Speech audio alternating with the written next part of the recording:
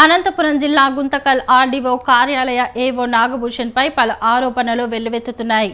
ఏవో నాగభూషణ్ తీరును CPI new democracy నేతలు తప్పుబట్టారు.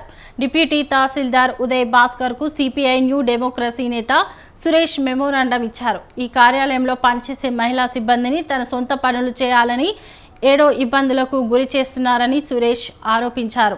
కార్యాలయాన్ని గెస్ట్ హౌస్గా మార్చిన ఏవోను వెంటనే సస్పెండ్ చేయాలని ఆయన డిమాండ్ చేశారు. ఈ విషయాలపై ఆరా తీయడానికి వచ్చిన మీడియాపైన బెదిరింపులకు పాల్పడుతున్నాడని ఆయన తెలిపారు. ఈ విషయంలో నిమ్మకు నీరెత్తినట్టు వ్యవహరిస్తున్న ఆర్డీఓ పైన చర్యలు తీసుకోవాలని ఆయన డిమాండ్ చేశారు.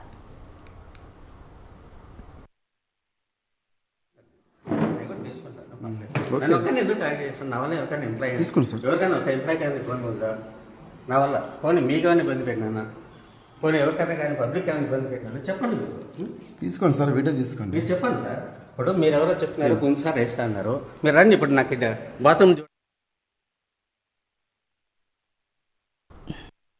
ఆర్డీఓ కార్యాలయం ముందు సిపిఎంఎల్ రూడక్స్ పార్టీ ఆధ్వర్యంలో ఏవో భూషణం ఏదైతే ఇక్కడ ఉన్నటువంటి మహిళా సబార్డినేట్స్ పైన ఒక రకమైనటువంటి తీవ్ర ఇబ్బందులు పెడతారని చెప్పడం జరుగుతుంది. అదే విధంగా ఆ మహిళా సబార్డినేట్స్ తో బాత్రూమ్లు కడిగించడం కానీ, లేకపోతే అధికారులు తిన్నటువంటి ప్లేట్లను కడిగించడం కానీ, లేకపోతే ఇక్కడ ఉన్నటువంటి కాంపౌండ్ లో ఉన్నటువంటి చెత్తను కానీ, లేకపోతే ఆఫీస్ రూములను క్లీన్ చేయించడం కానీ, ఉన్నత చదువులకు చదువుకొని ఉద్యోగం చేద్దామని వచ్చినటువంటి మహిళలకు ఈ విధమైనటువంటి ఆధిపత్యంతో, పురుష అహంకారంతో అధికారులు ఈ విధంగా మహిళలతో ఈ విధమైనటువంటి పనులు చేయించడం అనేది చాలా దుర్మార్గం, నీచం.